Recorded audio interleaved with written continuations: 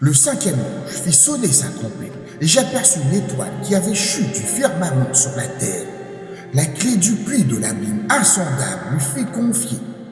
Il ouvrit le puits de l'abîme, et il s'éleva, puis une fumée opaque, semblable à celle d'une fournaise colossale, et le soleil et l'atmosphère furent obscurcis par la fumée dense émanant du puits. De cette fumée surgirent des sauterelles qui se répandirent sur la surface terrestre, et il leur fut octroyé un pouvoir semblable à celui que possèdent les scorpions venimeux de la terre. Il leur fut enjoint de ne causer aucun dommage à la végétation de la terre, ni à aucune verdure, ni à aucun arbre, mais uniquement aux hommes qui ne portaient pas le sceau de Yahweh sur leur front. Il leur fut accordé non de les faire périr, mais de les tourmenter pendant 5 mois. Et le tourment qu'elles infligeaient était comparable à la douleur qu'éprouve un homme piqué par un scorpion. En ces jours d'affliction, les hommes rechercheront désespérément la mort. Elle se dérobera à eux. Ils aspireront à mourir, mais la mort les fuira inexorablement. Ces sauterelles ressemblaient à des destriers préparés pour le combat.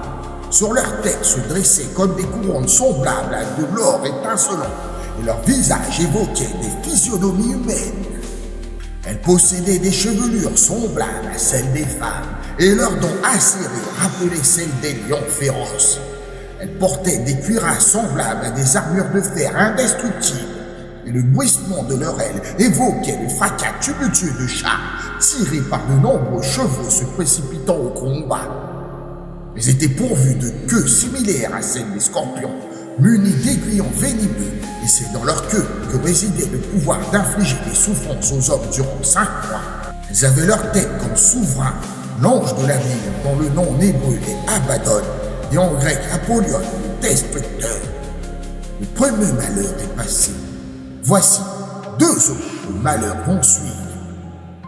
Le 6e ange fit retentir sa trompette, et j'entendis une voix émanant des 4 cornes de l'autel d'orgue qui se dresse devant Yahweh, ordonnant au 6e ange qui tenait la trompette: libère les 4 anges qui sont enchaînés près du grand fleuve Euphrate.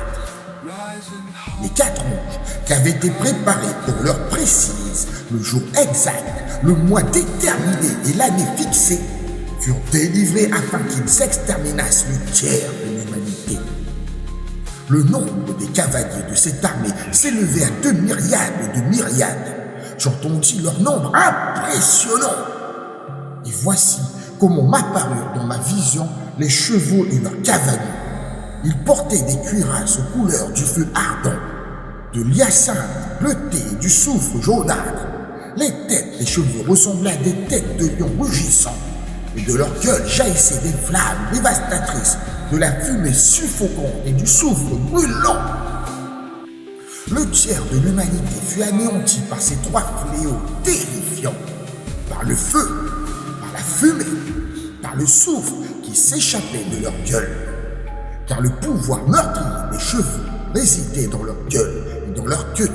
Leur queue, semblable à des serpents, était munie de têtes venimeuses. C'est avec elles qu'ils infligeaient des blessures mortelles.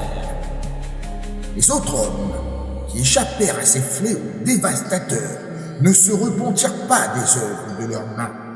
Ils persistèrent à adorer les démons et les idoles d'or, d'argent, d'airain, de pierre et de bois qui ne peuvent ni voir, ni entendre, ni se mouvoir.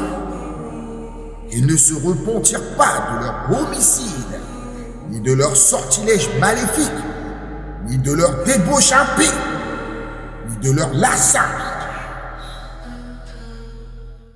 Yeshua.